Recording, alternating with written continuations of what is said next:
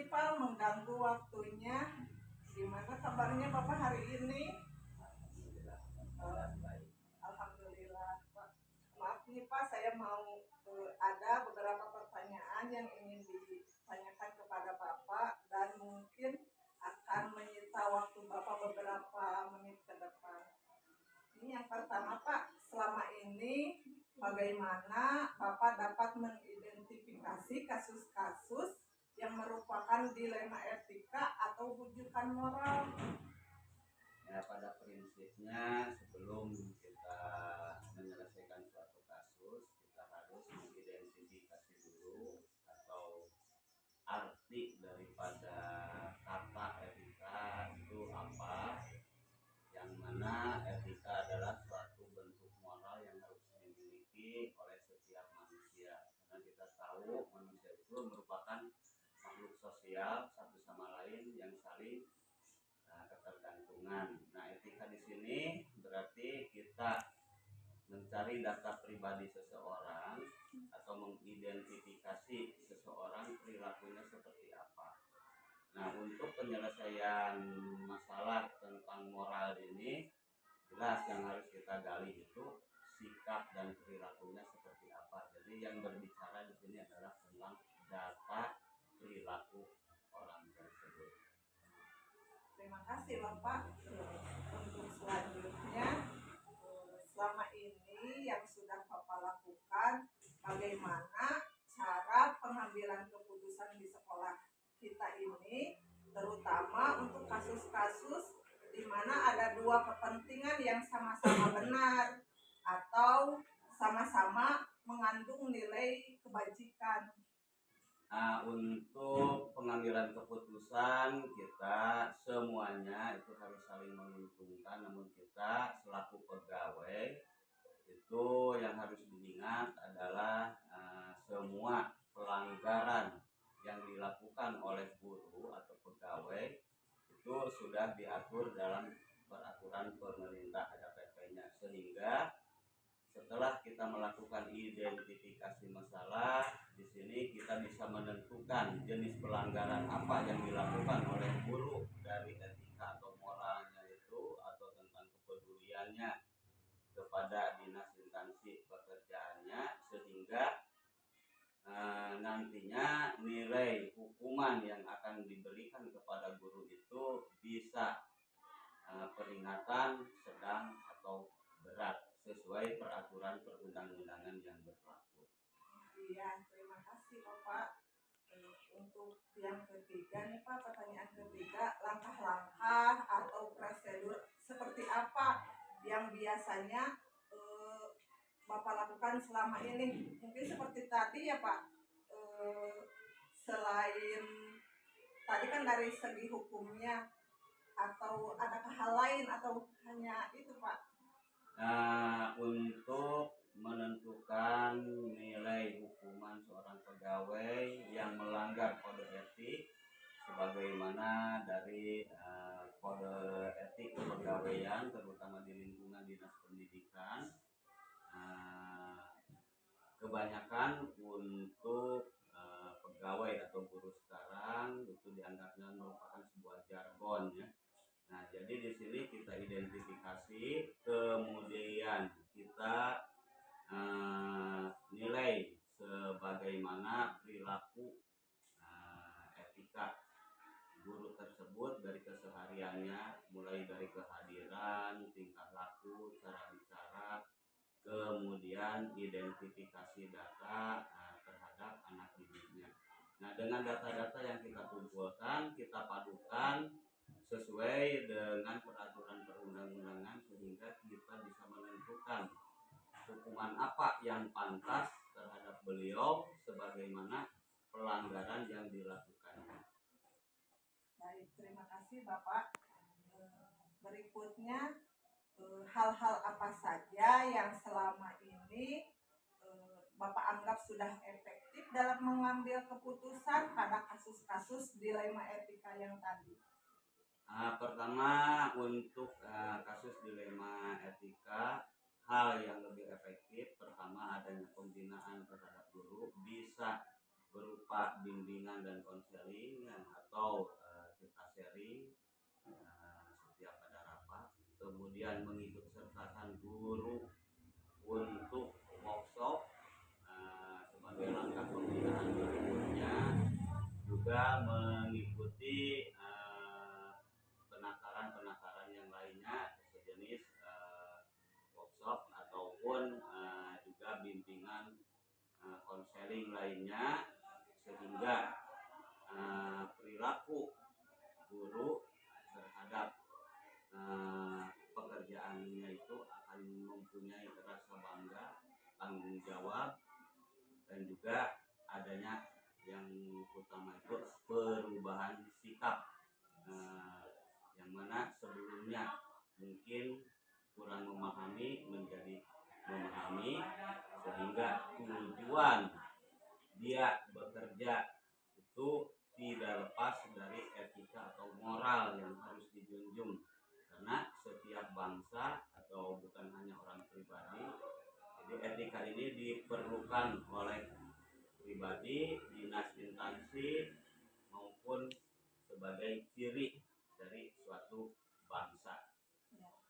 Baik, terima kasih Bapak. Selanjutnya, selama ini hal-hal apa saja yang menjadi tantangan bagi Bapak selaku pimpinan dalam pengambilan keputusan terutama dalam kasus dilema etika tadi?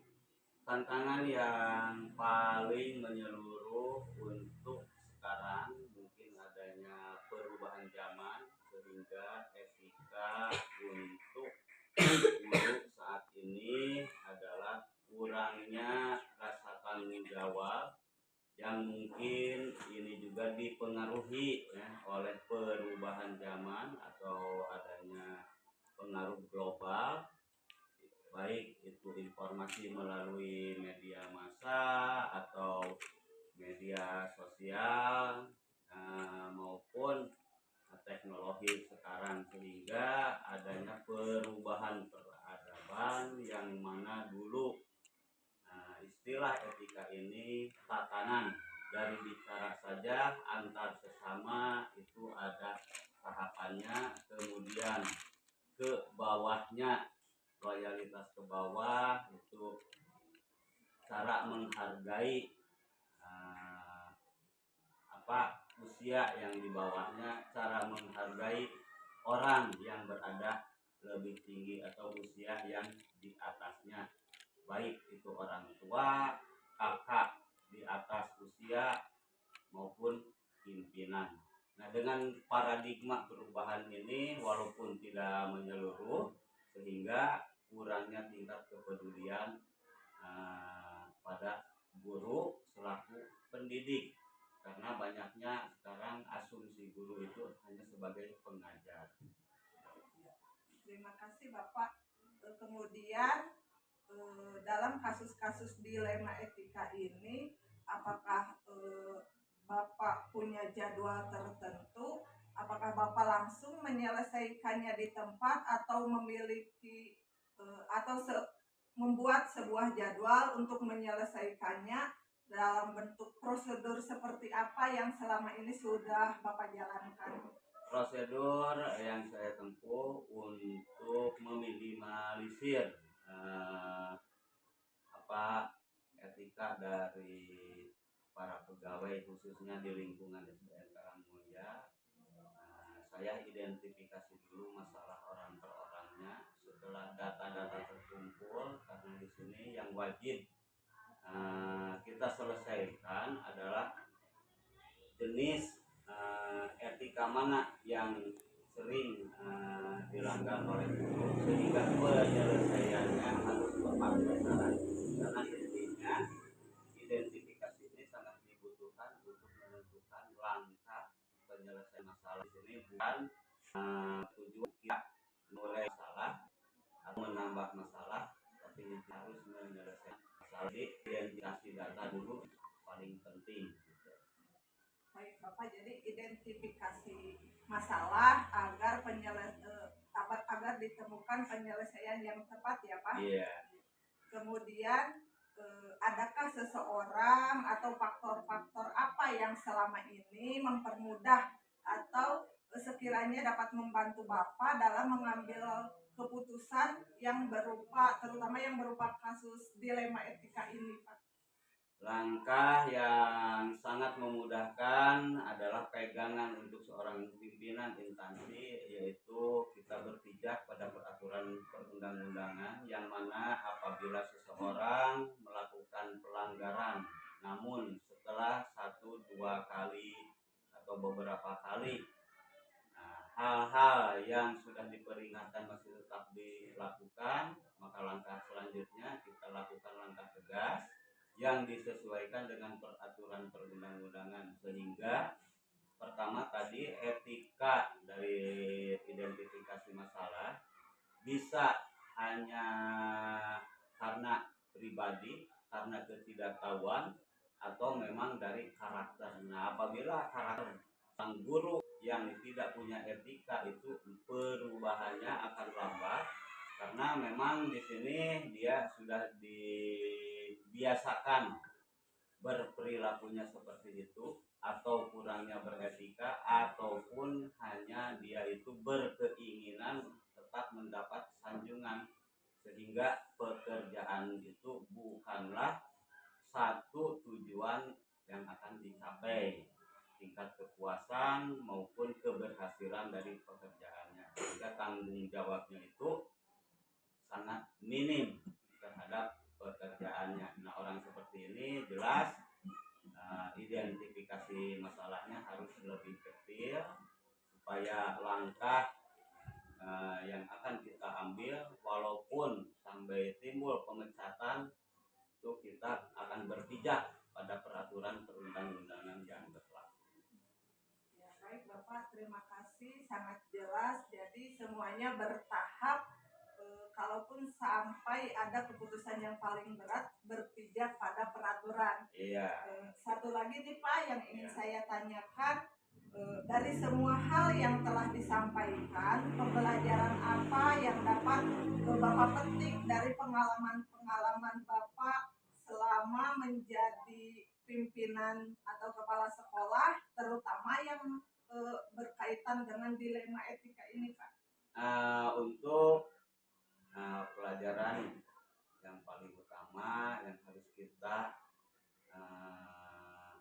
ambil atau kita petik dari sebuah dilema waktu kepemimpinan, karena walau bagaimanapun tadi perubahan zaman ini sangat menentukan walaupun tidak menyeluruh, karena antar stakeholder ini saling mempengaruhi, sehingga pola pikir guru pun yang kurang memiliki misalkan disiplin ilmunya berkembang lebih jauh, biasanya informasinya itu hanya sepihak, dia itu menerima informasi apa adanya, tidak mau menyari, sehingga baik cara penyampaian, tingkah laku atau perilaku keseharian dia itu akan adanya perubahan yang sangat mungkin ini tidak sesuai dengan etika atau harapan di kita. Misalkan bisa dilihat saja yang lebih sederhana,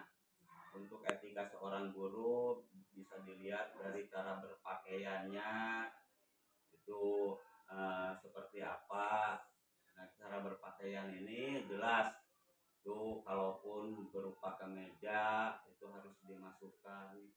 Kemudian kalau berupa kain yang lain itu masuk kelas, karena yang akan dihadapi anak didik itu berpakaian seperti apa.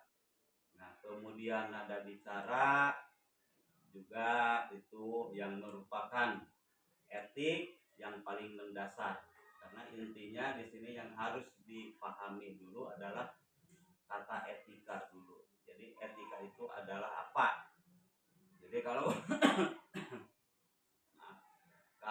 seseorang belum memahami arti kata etika walaupun sering disebutkan, nah jelas ini perubahan seseorang itu akan sangat lambat.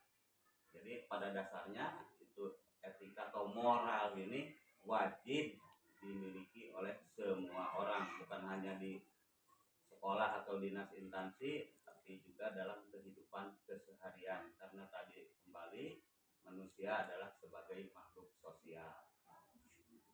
Baik Bapak, terima kasih atas waktunya, terima kasih atas pemaparan dari Bapak tadi, sangat bermanfaat dan itu sangat menginspirasi bagi saya, menambah wawasan terutama yang berkenaan dengan dilema etika ini. Terima kasih Bapak. Sama-sama ya, mudah-mudahan apa yang disampaikan itu digali kembali, yang mana etika ini wajib dimiliki oleh setiap individu atau orang per orang. Terima kasih, sama-sama, mudah-mudahan berjalan. Amin Bapak, terima kasih.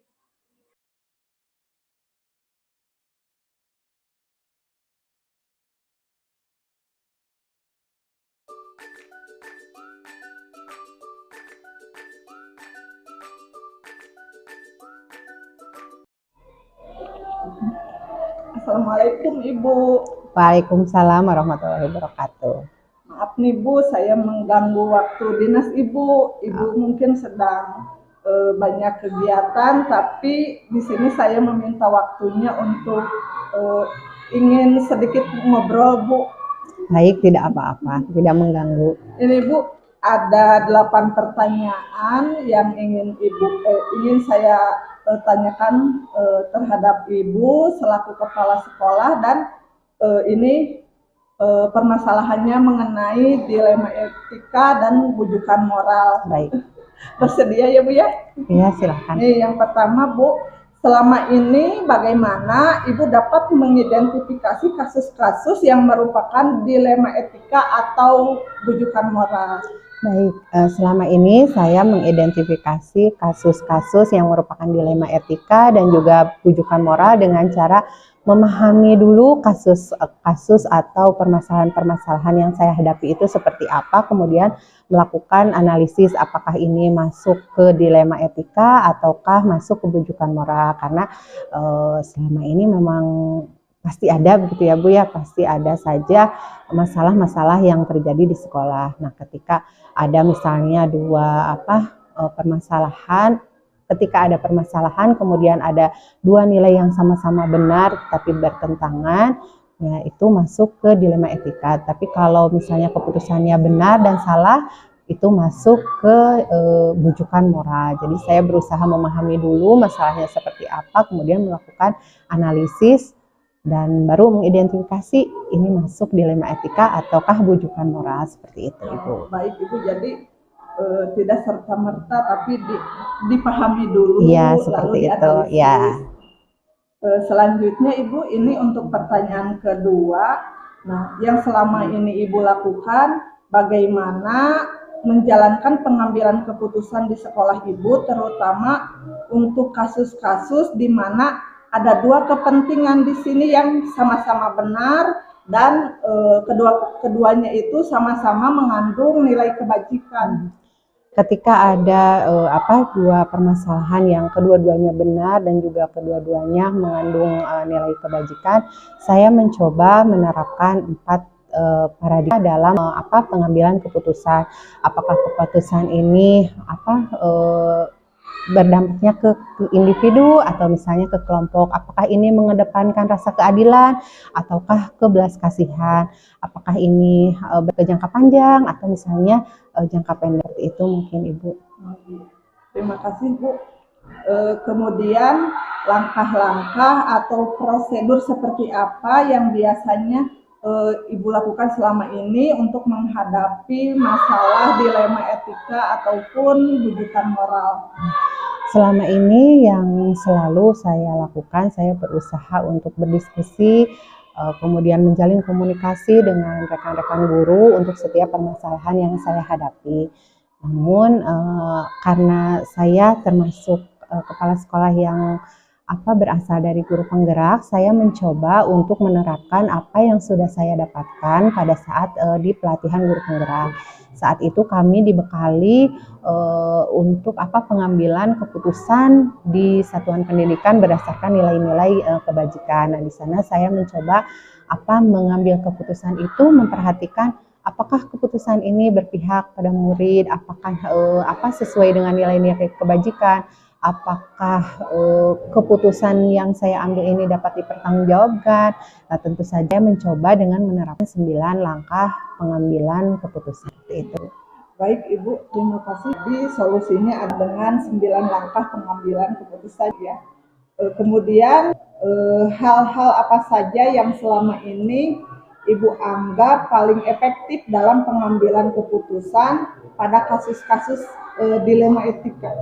Nah, seperti yang sudah saya sampaikan tadi, untuk kasus-kasus atau permasalahan-permasalahan yang saya hadapi di sekolah, saya berusaha menerapkan apa yang sudah saya pelajari saat mengikuti pelatihan guru penggerak. Jadi saya mencoba untuk menerapkan 4 paradigma, kemudian 3 prinsip pengambilan keputusan, dan juga 3 unsur pengambilan keputusan. Nah, itu saya rasa efektif untuk saya selama ini dalam pengambilan keputusan-keputusan di sekolah. Terima kasih Ibu. Dan untuk selanjutnya, hal-hal apa saja yang selama ini Ibu anggap sebagai tantangan dalam pengambilan keputusan pada kasus-kasus dilema etika, yang termasuk tantangannya apa saja, Bu? Permasalahan tentu sangat banyak, kemudian tantangan yang saya hadapi juga banyak ya Bu ya, tapi yang paling mungkin menjadi tantangan saya adalah bagaimana memahamkan kepada orang lain begitu tentang hasil keputusan yang saya ambil gitu. Jadi bagaimana saya memahamkan kepada orang lain tentang ini solusi atau misalnya keputusan yang terbaik setelah saya misalnya melaksanakan dengan tadi 9 langkah pengambilan keputusan seperti itu. Ya, kadang ada pro, ada kontra, ada yang setuju, ada yang tidak setuju ketika kita mengambil sebuah keputusan. Mungkin itu yang menjadi tantangan. Jadi bagaimana kita memahamkan orang lain tentang keputusan yang kita ambil dan bagaimana melaksanakan keputusan tersebut dengan lapang dada, gitu Ibu. Iya, bagus Bu. Ya, karena Ibu tadinya dari guru penggerak ya Bu ya. Jadi ketika mengalami kasus-kasus baik itu dilema etika ataupun bujukan moral, Ibu sudah tahu nih langkah apa yang harus dijalankan.